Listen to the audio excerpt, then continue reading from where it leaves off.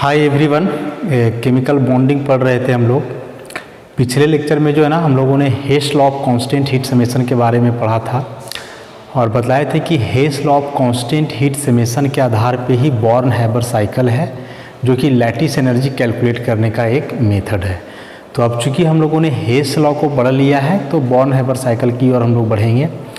हेस law में मैंने क्या बतलाया था कि कोई भी फिजिकल या केमिकल चेंज है तो वह एक स्टेप में हो रहा हो चाहे बहुत सारे स्टेप्स में, जो उसका ओवरऑल इंथैल्पी चेंज है वह हमेशा सेम होता है, वह नंबर ऑफ स्टेप्स पर निर्भर नहीं करता है।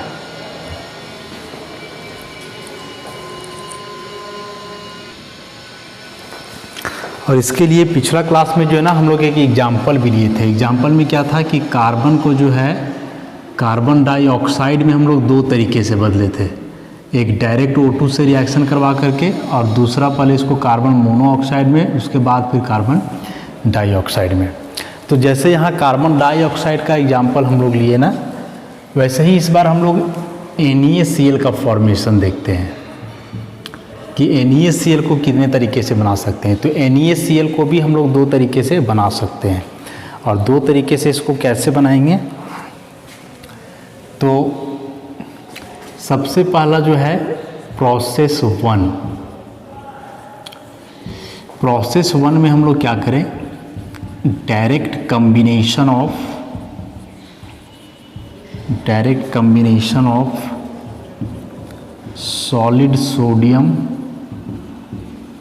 And gaseous chlorine. ऐसा देखो, सोडियम मेटल है और मेटल मोस्टली सॉलिड होते हैं। ये कंबाइन करेगा क्लोरीन से जो कि डायटोमिक गैस है, तो ये मिल करके बनाएगा NaCl सॉलिड। इक्वेशन को बैलेंस करना चाहो तो यहाँ हम लोग हाफ लगाएंगे। ऐसा इक्वेशन ऐसे भी बैलेंस हो सकता है 2Na + Cl2 से 2NaCl, लेकिन ऐसा करने से NaCl का यहाँ 2 मोल बनेगा और यहाँ 1 मोल बना। लैटिस एनर्जी का डेफिनेशन में हम लोग 1 मोल बोलते हैं ना, कि 1 मोल आयनिक सॉलिड जब अपने गैसियस आयनों से बनता है तो जो एनर्जी रिलीज होगा उसी को लैटिस एनर्जी बोलेंगे। तो कोशिश करना है हम लोगों को कि यहाँ जो है ना वह 1 मोल ही रहे, यहाँ 1 मोल रखना है। तो उसके लिए इसको ऐसे ही बैलेंस करेंगे। अब देखो, जब कभी भी कोई कंपाउंड अपने एलिमेंट से मिल करके बने तो उस दरमियान जो एनर्जी रिलीज होता है उस एनर्जी को हम लोग बोलते हैं इंथैल्पी ऑफ फॉर्मेशन। दिखाते हैं इसको ऐसे हैं डेल्टा HF, या फिर ऐसे भी लिखते हैं डेल्टा F यहाँ और H यहाँ। ऐसा तो नाम से स्पष्ट है, इंथैल्पी ऑफ फॉर्मेशन कहने का मतलब किसी भी कंपाउंड का जब फॉर्मेशन होता है अपने एलिमेंट से तो उस दरमियान जो इंथैल्पी चेंज करेगा, मतलब उस दरमियान जो एनर्जी रिलीज होगा उसी एनर्जी को हम लोग इंथैल्पी ऑफ फॉर्मेशन बोलेंगे। याद रखोगे कि इंथैल्पी ऑफ फॉर्मेशन हमेशा नेगेटिव होता है, क्योंकि जब कभी भी किसी कंपाउंड का फॉर्मेशन होता है ना तो एनर्जी हमेशा रिलीज ही होता है और एनर्जी रिलीज होना जो है फेवरेबल होता है। चैप्टर आगे थर्मोडायनेमिक्स वगैरह में आप लोग पढ़ोगे, ऐसा क्यों, लेकिन याद रखोगे कि इंथैल्पी ऑफ फॉर्मेशन हमेशा नेगेटिव होना चाहिए, यही बेहतर है। यदि इंथैल्पी ऑफ फॉर्मेशन पॉजिटिव आ गया मतलब ऐसे कंपाउंड का बनना असंभव होता है। तो यहाँ NaCl अपने एलिमेंट से मिल करके बना तो जो एनर्जी चेंज करेगा, जो इंथैल्पी चेंज करेगा उसको इंथैल्पी ऑफ फॉर्मेशन बोलेंगे। तो यहाँ हम लोग लिख दें ऐसा डेल्टा HF माने इंथैल्पी ऑफ फॉर्मेशन। तो ये हुआ कि डायरेक्ट बन गया, जैसे यहाँ डायरेक्ट बन रहा था ना, कार्बन का रिएक्शन O2 से करवा दिए तो CO2 डायरेक्ट बन गया, वैसे ही यहाँ हम लोग किए, सोडियम का रिएक्शन क्लोरीन से करवाए तो डायरेक्ट NaCl बन गया। अब इसमें से जो प्रोसेस 2 है इसमें टोटल होते हैं 5 स्टेप्स। इसमें से हम लोग चलेंगे स्टेप 1 की ओर। देखो याद करो, लैटिस एनर्जी का डेफिनेशन हम क्या बताए, एक बार फिर से बोल रहे हैं कि जब कभी भी कोई 1 मोल आयनिक सॉलिड अपने गैसियस आयनों से मिलके बने तो जो एनर्जी रिलीज होगा वही कहलाएगा लैटिस एनर्जी। तो यहाँ से ई दोनों वर्ड को केवल ध्यान में रखना है। गैसियस आयंस मतलब जो एलिमेंट है वो आयन के फॉर्म में होना चाहिए और किस फॉर्म में होना चाहिए, गैस के फॉर्म में होना चाहिए, क्योंकि सभी जो एटम्स होते हैं वे गैसियस नहीं होते हैं, कोई सॉलिड है तो कोई लिक्विड है, कुछ गैस भी होते हैं। तो हम लोगों को कोशिश करना है उसको गैसियस फॉर्म में बदलने का और आयन के फॉर्म में बदलने का, क्योंकि जब वो गैसियस आयन बन जाएंगे तो कंबाइन करके फिर आयनिक कंपाउंड का फॉर्मेशन करेंगे। तो सोडियम जो होता है सॉलिड, सोडियम ही नहीं, याद रखोगे कि जितने भी मेटल्स हैं एक्सेप्ट मरकरी, मरकरी को छोड़ के जितने भी मेटल्स हैं all metals are solids and they are mono atomic. देखो हम लिख दे रहे हैं यहाँ, उसको ध्यान में रखोगे। मेटल्स होते हैं मोनो एटॉमिक, मोनो एटॉमिक माने ऐसे सिंगल ही रहेगा, और ये होते हैं सॉलिड्स। लेकिन नॉन मेटल्स की बात करें तो नॉन मेटल्स में मोस्टली याद रखोगे होते हैं डायटॉमिक और ये होंगे गैसियस। डायटॉमिक आने का मतलब जैसे ऑक्सीजन का O2 लिखते हैं, नाइट्रोजन का N2 लिखते हैं, फ्लोरीन का F2 लिखते हैं, क्लोरीन का Cl2 लिखते हैं, सब दो दो डायटॉमिक। लेकिन यहाँ मोनोटॉमिक, सोडियम हो चाहे मैग्नीशियम हो चाहे एल्यूमिनियम हो, सब सिंगल लिखाते हैं। तो all metals are monoatomic and solids, whereas all non metals are diatomic and gaseous। ये वाला बात केवल याद रखोगे। तो सोडियम यहाँ सॉलिड है, हम लोग टारगेट क्या किए हैं, गैसियस आयन का, इसका टारगेट किए हैं। तो इस सॉलिड को पहले गैस में बदलना होगा। तो स्टेप 1 में हम लोग लिखेंगे conversion of solid sodium into its gaseous form. तो सोडियम है सॉलिड, बदलना है सोडियम को गैस में। तो सॉलिड को डायरेक्ट गैस में बदलना है, इस प्रोसेस को क्या बोलते हैं, सब्लिमेशन, ऊर्ध्वपातन। और इसके लिए हीट करना पड़ेगा, मतलब 1 मोल सॉलिड को गैस में बदलने के लिए जो एनर्जी देना पड़ता है उस एनर्जी को हम लोग बोलते हैं सब्लिमेशन एनर्जी। तो यदि यहाँ सब्लिमेशन एनर्जी S के बराबर दें तो यह सॉलिड बदल जाएगा किस में, गैस में, और ये S का साइन यहाँ प्लस में। तो ये S क्या हुआ, sublimation energy, sublimation energy. Positive sign क्या बतला रहा है कि एनर्जी देना होगा, एनर्जी एब्जॉर्ब होगा।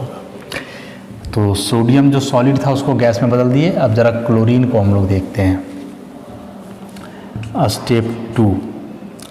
तो देखो क्लोरीन पहले से गैस है, हम लोग क्या लिखें कि जो नॉन मेटल्स होते हैं डायटॉमिक होते हैं, गैसियस होते हैं। तो क्लोरीन पहले से गैस है, लेकिन क्लोरीन डायटॉमिक है, मतलब 2 एटम ऐसे आपस में जुड़ा हुआ रहता है। हम लोग को NaCl में तो एक ही एटम चाहिए, यहाँ जुड़ा हुआ है 2 एटम, तो ये बॉन्ड तोड़ करके दोनों को अलग अलग करना होगा तब ना होगा। तो यहाँ हम लोग लिखेंगे इसको ऐसे, conversion of gaseous chlorine molecule into its atomic form, कि जो गैसियस क्लोरीन मॉलिक्यूल है उसको किस में बदलना है, एटॉमिक फॉर्म में बदलना है। तो देखो ये जो Cl2 है ये है मॉलिक्यूल, ऐसा मॉलिक्यूल मतलब जो इसके 2 एटम्स हैं ना आपस में जुड़े हुए हैं बॉन्ड से। तो Cl2 का मतलब देखो ऐसा हुआ कि Cl और Cl के बीच बॉन्ड है, इसको तोड़ के एटम में करना है। तो जाहिर सी बात है कि एटम में बदलोगे तो बॉन्ड को तोड़ना पड़ेगा ना, और बॉन्ड को तोड़ने के लिए बताएं कि एनर्जी देना पड़ता है, और जो एनर्जी देना पड़ता है उसको हम लोग बोलते हैं डी माने डिसोसिएशन एनर्जी। तो एनर्जी देने से देखो अभी दोनों Cl अलग हो जाएगा, Cl प्लस Cl, तो इसी को हम लोग ऐसे लिख सकते हैं ना 2Cl, ऐसा। तो Cl2 है मतलब मॉलिक्यूल, और 2Cl है मतलब ये हुआ एटम, एटम्स, ऐसा। तो इस 1 मोल Cl2 मॉलिक्यूल को तोड़ने में जो एनर्जी लगा उसको हम लोग क्या बोले, डी। और डी यहाँ क्या है, डिसोसिएशन एनर्जी, डिसोसिएशन एनर्जी, ऐसा। अभी भी टूटने के बाद देखो क्लोरीन का 2 एटम मिल रहा है। फॉर्मूला में हम लोगों को क्लोरीन एक ही चाहिए, मतलब इसको बैलेंस करना पड़ेगा। तो बैलेंस कैसे करेंगे, देखो Cl2 था तो इसको हम लोग दिए D, प्लस में मैंने एनर्जी देना पड़ेगा, तो ये बना 2Cl। इसको बैलेंस करने के लिए यहाँ लगा दो 1/2 Cl2, तो कितना होगा, तो ये 2 कट जाएगा तो एक ही Cl बचेगा। अब देखो Cl2 के पहले यहाँ कुछ नहीं है, कुछ नहीं मतलब 1 मोल है, तो 1 मोल Cl2 को तोड़ने में जो एनर्जी लगा वो कहलाया D मतलब यहाँ भी इसको हम लोग ऐसे तो लिख सकते हैं ना 1D, 1 मोल डिसोसिएशन एनर्जी। तो यहाँ 1 था तो यहाँ भी 1 लगा है, इस बार यहाँ 1/2 आ गया तो यहाँ वैसे ही लिखेंगे हम लोग 1/2D, ऐसा समझे क्या बोले सो।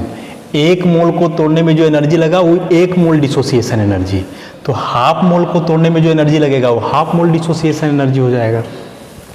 तो 2 स्टेप हम लोग का हो गया।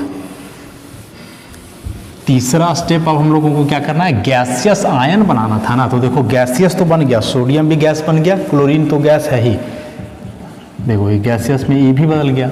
अब हम लोगों को बदलना है आयन में। तो आयन होते हैं 2 प्रकार के, केटायन और एनायन। मेटल बनाते हैं केटायन, नन मेटल बनाते हैं एनायन। तो सोडियम मेटल है, ई बनाएगा आयन। इसको हम लोग ऐसे लिखेंगे स्टेप 3 में, conversion of gaseous sodium atom into its cationic form. ये केटायन बनाएगा ना, मेटल है तो देखो सोडियम सॉरी गैस तो बन चुका है, इसको आयन में बदलना है। तो सोडियम मेटल है, केटायन बनाएगा। और केटायन कैसे बनते हैं, इलेक्ट्रॉन लूज करने के बाद। और बताएं कि कितना इलेक्ट्रॉन लूज करता है मेटल, तो जितना इलेक्ट्रॉन उसके वैलेंस शेल में है। तो सोडियम का एटॉमिक नंबर होता है 11 ना, तो 2, 8 और 1, देखो लास्ट में 1 इलेक्ट्रॉन है, तो यही वाला 1 इलेक्ट्रॉन निकल जाएगा बाहर, तो Na पर आ जाएगा 1 प्लस, और गैस तो है ही। अब पीछे बताए थे, याद करो कि किसी भी एटम से जब इलेक्ट्रॉन निकलता है तो अपने नहीं निकलता, उसके लिए एनर्जी देना पड़ता है, and that energy is called ionisation energy. तो सोडियम मेटल से 1 इलेक्ट्रॉन निकाले तो हम लोगों को आयोनाइजेशन एनर्जी देना पड़ेगा IE, आयोनाइजेशन एनर्जी प्लस में। तो यहाँ लिख देते हैं कि IE का माने हुआ आयोनाइजेशन एनर्जी, ऐसा। तो 3 स्टेप हो गया ना हम लोगों का, 2 स्टेप इधर लिखते हैं।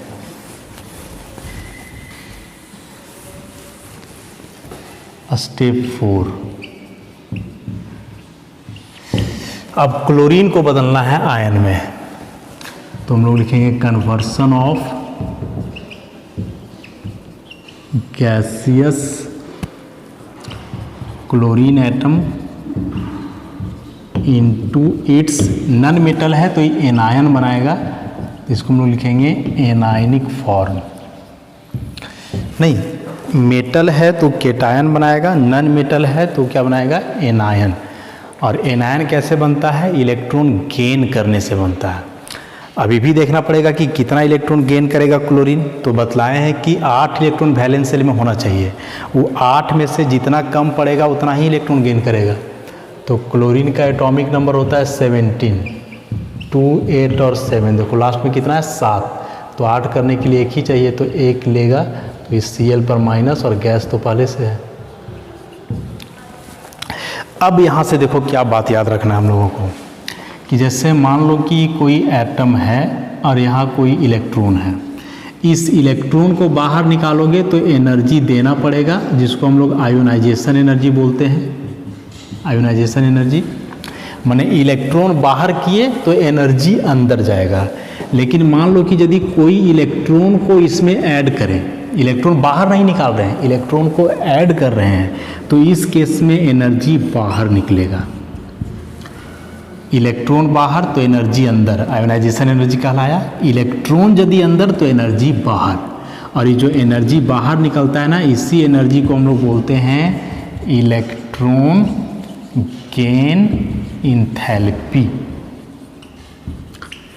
इलेक्ट्रॉन गेन इंथैल्पी नाम से स्पष्ट है कि इलेक्ट्रॉन गेन करने के बाद जो एनर्जी चेंज किया, जो एनर्जी बाहर निकला, तो यही बात याद रखोगे कि यहाँ से इलेक्ट्रॉन बाहर तो एनर्जी अंदर, माने इलेक्ट्रॉन निकालने के लिए एनर्जी देना पड़ता है, लेकिन जब इलेक्ट्रॉन अंदर तो एनर्जी बाहर, माने इलेक्ट्रॉन को ऐड करोगे तो एनर्जी बाहर निकलेगा और उस एनर्जी को बोलेंगे इलेक्ट्रॉन गेन इंथैल्पी। तो यहाँ क्लोरीन ने एक इलेक्ट्रॉन गेन किया ना, तो जो एनर्जी चेंज किया वो इलेक्ट्रॉन गेन इंथैल्पी कहलाएगा। इसको ऐसे दिखलाते हैं, ये डेल्टा EgH, डेल्टा EgH ही इलेक्ट्रॉन गेन और H होता है इंथैल्पी। तो यहाँ हम लोग लिखेंगे डेल्टा EgH और ये एनर्जी बाहर निकल रहा है इसलिए यहाँ लगा देंगे माइनस साइन, प्लस साइन माने एनर्जी देना पड़ रहा है, प्लस साइन एनर्जी देना पड़ रहा है, यहाँ भी प्लस है एनर्जी देना पड़ रहा है, और यहाँ माइनस मतलब एनर्जी बाहर निकलेगा। तो हम लोग का जो टारगेट था गैसियस आयन का वो पूरा हो गया। देखो यहाँ सोडियम गैसियस आयन बन गया, क्लोरीन भी गैसियस आयन बन गया, और जब गैसियस आयन बन गए तो ये दोनों आपस में कंबाइन करके आयनिक सॉलिड बना देंगे। तो फाइनली स्टेप 5 में क्या होगा कि ये दोनों जो गैसियस आयन बने हैं Na plus gas plus Cl minus gas, ये मिल करके बना देगा NaCl सॉलिड।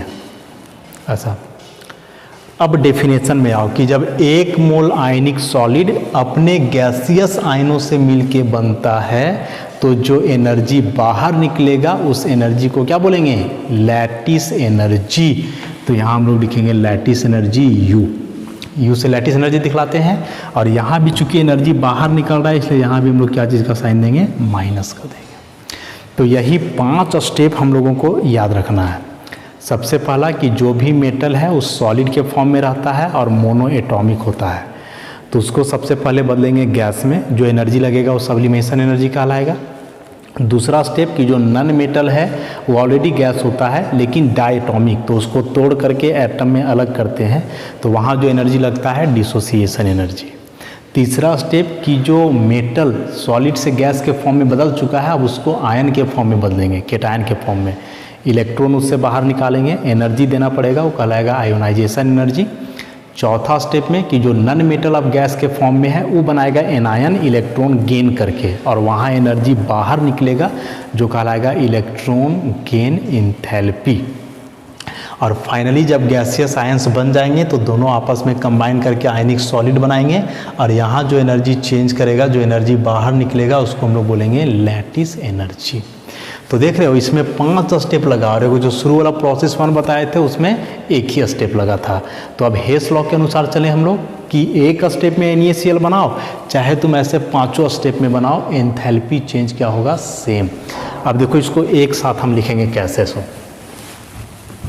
सारा चीज़ नोट्स में लिखा हुआ है लाइन बाय लाइन, और बनाना नहीं है।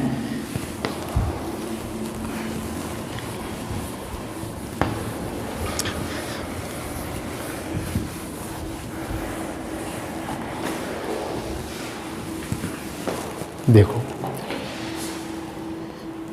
NaCl का फॉर्मेशन कर रहे थे ना हम लोग, पहला स्टेप में क्या किए थे कि Na सॉलिड था, Cl2 गैस था, ये मिल करके बना दिया NaCl सॉलिड। इंथैल्पी चेंज किया उसको delta HF, enthalpy of formation. ये हम लोगों का है प्रोसेस 1। बैलेंस करो, एक सोडियम यहाँ भी एक, यहाँ 2 क्लोरीन, यहाँ एक, तो यहाँ लगाएंगे 1/2। ये एक स्टेप वाला था, फर्स्ट प्रोसेस में जो रिएक्शन हम लोग किए थे वो वाला। अब सेकेंड में आ जाओ इधर, तो इधर 5 स्टेप लगा। सबसे पहले क्या किए थे कि जो सॉलिड है इसको हम लोग बदले थे गैस में, एनर्जी लगा था सब्लिमेशन एनर्जी S। ई तो गैस है पहले से, लेकिन इसको तोड़े थे ना, तोड़ करके एटम में बदले थे, तो कोई 2 और 2 कट जाएगा तो एक ही Cl बचेगा, और ये गैस तो पहले से है। इसके लिए एनर्जी लगा था D, डिसोसिएशन एनर्जी, और यहाँ 1/2 है तो यहाँ भी हम लोग क्या लगाएंगे 1/2। फिर इसको आयन में बदले थे, तो आयन में कैसे बदले थे, Na पर 1+ था गैस, आयनाइजेशन एनर्जी लगा था IE। फिर इसको एनायन में बदले Cl पर माइनस, और electron gain enthalpy delta EgH, और ये दोनों गैसियस आयन बन गए, तो ये दोनों आपस में कंबाइन करके ये वाला आयनिक सॉलिड बन गया NaCl, और यहाँ जो एनर्जी चेंज किया वो लैटिस एनर्जी U। एक ही बात है, यहाँ डायरेक्ट बन गया, और देखो यहाँ ऐसे हम लोग घूम करके गए, तो इसको मान लो प्रोसेस 2।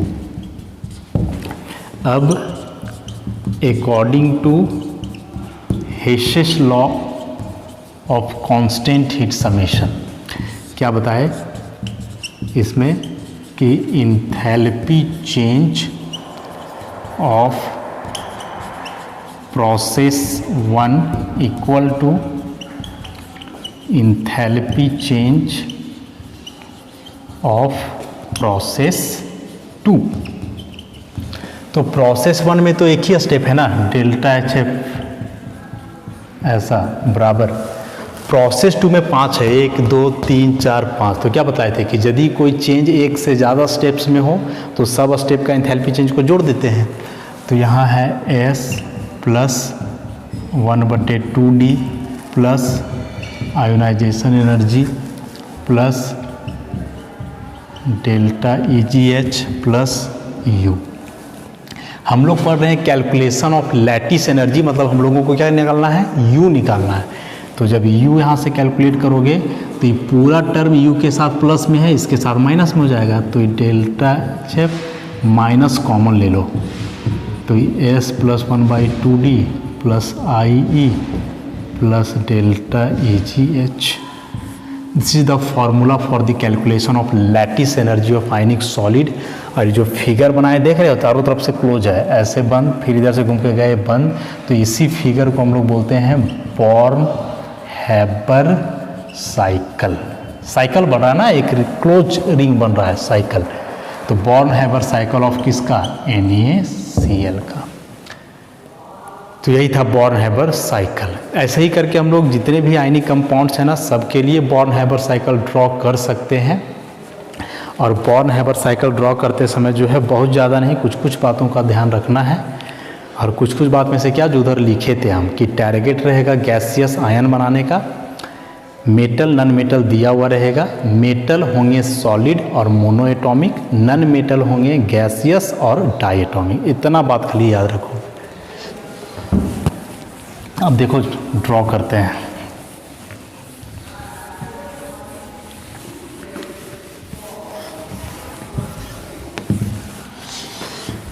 NaCl का चलो ऐसा ही बनाते हैं, Kf का। पहले वाला मेटल, बाद वाला होगा नॉन मेटल। तो मेटल जो भी रहेगा सिंगल और सॉलिड, नॉन मेटल जो भी रहेगा डबल और गैस। कौन सा मेटल कौन सा नॉन मेटल है डजेंट मैटर, जो भी मेटल रहेगा सिंगल और सॉलिड, और बाद वाला नॉन मेटल होगा डबल और गैस। तो ये मिल करके बनाएगा Kf सॉलिड। बैलेंस करो तो यहाँ 2 फ्लोरीन है, यहाँ 1, तो ये 1/2 लगा देंगे। और इंथैल्पी चेंज करता है क्या, डेल्टा एच। एक स्टेप वाला हुआ। अब 5 स्टेप में चलो। क्या किए थे, सॉलिड को सबसे पहले बदले थे गैस में, एनर्जी लगा था सब्लिमेशन एनर्जी। इसको देखो 2 कट जाएगा तो 1 फ्लोरीन बदलेगा गैस, एनर्जी लगता था D कितना, तो 1/2 है, तो यहाँ भी लिखेंगे 1/2। अब इसको बदलना है आयन में। तो आयन में बदलने के लिए लिख के देखना होगा। जैसे पोटासियम है तो एटॉमिक नंबर 19, तो ये 2 8 और 1 लास्ट में, सॉरी 2 8 और 1 नहीं, ऐसा 2 8 8 1। तो लास्ट में 1 इलेक्ट्रॉन है ना, तो 1 इलेक्ट्रॉन है, तो जब 1 इलेक्ट्रॉन बाहर निकलेगा तो 1 प्लस आएगा, और इसके लिए आयोनाइजेशन एनर्जी देना होगा। तो इसको लिखो K पर 1 प्लस, और ये देंगे आयोनाइजेशन एनर्जी। गैस तो पहले से है। वैसे ही फ्लोरीन, तो फ्लोरीन का एटॉमिक नंबर 9 2 और 7, लास्ट में 7 है, होना चाहिए 8। तो 1 इलेक्ट्रॉन लेगा तो ये F माइनस। और बताए थे इस दरमियान एनर्जी बाहर निकलता है जो कहलाता है इलेक्ट्रॉन गेन इंथैल्पी। वैसे ही करोगे यहाँ, इलेक्ट्रॉन गेन इंथैल्पी F पर माइनस गैस। मैंने अभी जो स्टेप बनाए हैं वही वाला स्टेप जो है ना सो रिपीट हो रहा है यहाँ बस। अभी दोनों गैसियस आयंस बन गए, दोनों आपस में मिल जाएंगे, ये वाला आयनिक सॉलिड बन जाएगा, एनर्जी निकलेगा lattice energy U। Hess law apply करो तो ये डेल्टा HF बराबर, इधर सब जोड़ दो, S plus 1/2D plus IE plus delta EGH plus U। और U निकालोगे तो सब माइनस में हो जाएगा, इसको आगे बढ़ा देंगे हम लोग। वैसे ही मान लो निकालना हो MgO का, तो हम क्या बोले, कोई भी मेटल दिया हुआ है सबसे पहले इक्वेशन लिखोगे तो रहेगा सॉलिड, कोई भी नॉन मेटल दिया हुआ रहेगा इक्वेशन लिखोगे वो डायटॉमिक और गैस। मिल करके बना रहा है MgO सॉलिड। बैलेंस करो, एक मैग्नीशियम, यहाँ भी एक मैग्नीशियम, यहाँ 2 ऑक्सीजन, यहाँ 1, तो बैलेंस करने के लिए 1/2 लगा देंगे ऐसा। अब आगे बढ़ो, इंथैल्पी ऑफ फॉर्मेशन हुआ डेल्टा HF। सॉलिड को सबसे पहले बदलना है किसमें, गैस में, तो ये मैग्नीशियम गैस, एनर्जी लगता है सब्लिमेशन एनर्जी। देखो ये पहले से गैस है तो इसको गैस में नहीं बदलना है, तोड़ना है, तो 2 और 2 कट जाएगा, तो यहाँ 1 ऑक्सीजन बचेगा, गैस तो पहले से है, और तोड़ने में एनर्जी लगेगा डिसोसिएशन एनर्जी D, और यहाँ 1/2 है तो यहाँ भी क्या लगाएंगे 1/2।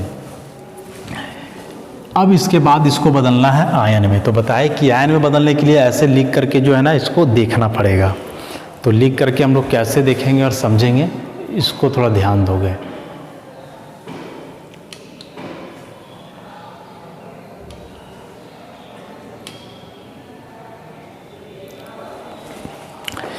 जैसे देखो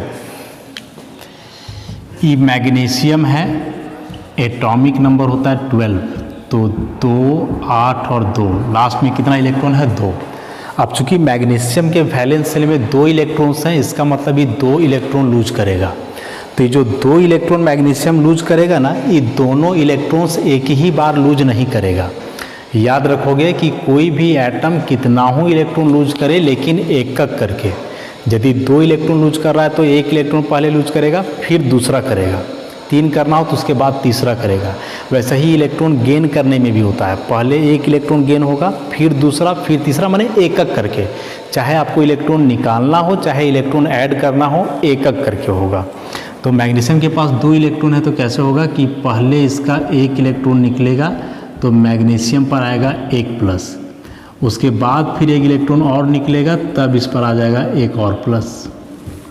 अभी 2 इलेक्ट्रॉन जो तुम निकाले हो मैग्नीशियम से, दोनों इलेक्ट्रॉन को निकालने के लिए जो है ना यहाँ अलग अलग एनर्जी देना पड़ेगा। सेम अमाउंट ऑफ एनर्जी नहीं लगता है, अलग अलग अमाउंट ऑफ एनर्जी लगता है। तो ये पहला वाला इलेक्ट्रॉन निकालने में जो एनर्जी लगेगा, इसको हम लोग बोलेंगे ionisation energy 1, first ionisation energy. फिर तुम दूसरा इलेक्ट्रॉन निकाले तो फिर जो एनर्जी लगेगा वो कहलाएगा आयोनाइजेशन एनर्जी 2। ऐसे ही मान लो 3 इलेक्ट्रॉन निकालना रहता तो एक बार और लिखते और हो जाता आयोनाइजेशन एनर्जी 3। तो चलो अब इसी को यहाँ लिखो, ये Mg है तो इस पर कितना प्लस आया 2+, क्योंकि 2 इलेक्ट्रॉन है गैस, और इसके लिए 2 बार आयोनाइजेशन एनर्जी दी है 1 और 2, तो यहाँ ऐसा ही लिखेंगे ionisation energy 1 plus ionisation energy 2 ऐसा। वैसे ही ऑक्सीजन में आ जाओ, तो बताए कि ऑक्सीजन का एटॉमिक नंबर है 8, तो 2 और 6 होना कितना चाहिए 8, तो 2 इलेक्ट्रॉन ये भी गेन करेगा, लेकिन दोनों इलेक्ट्रॉन एक बार में गेन नहीं करेगा, एक एक करके इलेक्ट्रॉन गेन होगा। तो चलो पहले 1 इलेक्ट्रॉन गेन कर ले, तो 1 माइनस आ गया, फिर 1 और गेन करे तब फिर 1 और माइनस आ गया। तो यहाँ 2 और 6 था, गेन किया तो 2 और 7, फिर 1 और किया तो 2 और 8। 2 बार इलेक्ट्रॉन गेन किया तो 2 बार इंथैल्पी चेंज करेगा, तो यहाँ जो चेंज करेगा उसको हम लोग लिखेंगे डेल्टा EgH1। फिर यहाँ जो चेंज किया दोबारा ही कहलाएगा डेल्टा EgH2। ऐसे ही मान लो कि 3 इलेक्ट्रॉन गेन करना रहता तो क्या होता डेल्टा EgH3। तो चलो देखो ऑप्शन पर 2 माइनस है, तो यहाँ लिखो O पर 2 माइनस गैस, इसके लिए 2 बार इंथैल्पी चेंज किया तो उसको ऐसा ही लिखेंगे delta EgH1 plus delta EgH2। Confuse नहीं करना। देखो ये सब जो है ना, ये हम लोग रफ कर रहे हैं साइड में लिख करके, एग्जाम में ये सब बनाने का जरूरत नहीं है, लेकिन जब तक तुम साइड में ऐसे लिख करके नहीं देखोगे तब तक पता नहीं चलेगा।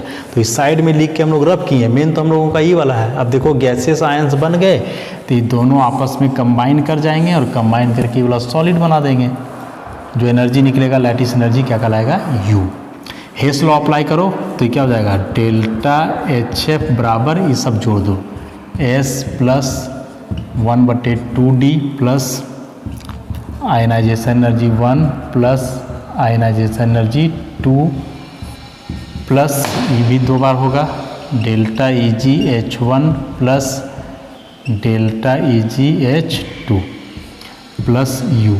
हम लोग U पढ़ते हैं ना कैलकुलेशन ऑफ लैटिस एनर्जी, तो U बराबर हो जाएगा delta H F minus S plus 1/2D minus common है, plus ionization energy 1 plus ionization energy 2 plus delta EgH1 plus delta EgH2, यही फॉर्मूला हो गया।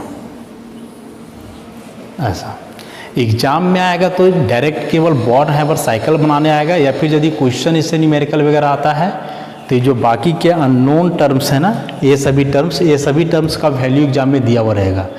तो एग्जाम में वैल्यू दिया हुआ रहेगा, पूछेगा लैटिस एनर्जी निकालने, तो लैटिस एनर्जी निकालने के लिए सबसे पहले फार्मूला चाहिए, और फार्मूला अलग अलग है। देखो यहाँ फार्मूला कुछ है, यहाँ फार्मूला कुछ आ गया, और ये फार्मूला हम लोग कहाँ से लाते हैं, ये बॉर्न हैबर साइकिल से। तो यदि लैटिस एनर्जी ही कैलकुलेट करना है तो सबसे पहले बॉर्न हैबर साइकिल ड्रॉ करो, फार्मूला बनाओ, फिर जो डाटा दिया हुआ उसको पुट करो, तब जा कर के निकलेगा लैटिस एनर्जी। तो इस तरह से कुछ एग्जाम्पल्स हम लोगों ने देखा। इसके बाद एक एग्जाम्पल आप लोग अपने से प्रैक्टिस कर सकते हो AlN का, एल्यूमिनियम और यहाँ है नाइट्रोजन।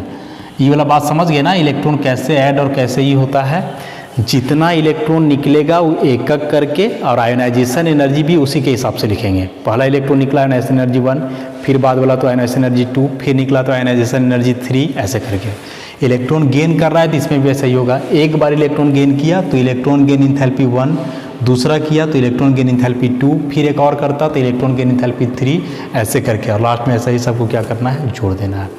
तो एक ही वाला आप लोग प्रैक्टिस करोगे, ऐसे ही कुछ और कंपाउंड्स का बॉर्न हैबर साइकिल हम लोग कंसीडर करेंगे नेक्स्ट लेक्चर में। इसको बढ़िया से आप लोग देखो, नोट्स में है, वहाँ से भी आप लोग समझो, जो परेशानी होगा उसको पूछो। तो बाकी डिस्कशन हम लोग नेक्स्ट लेक्चर में करते हैं। धन्यवाद।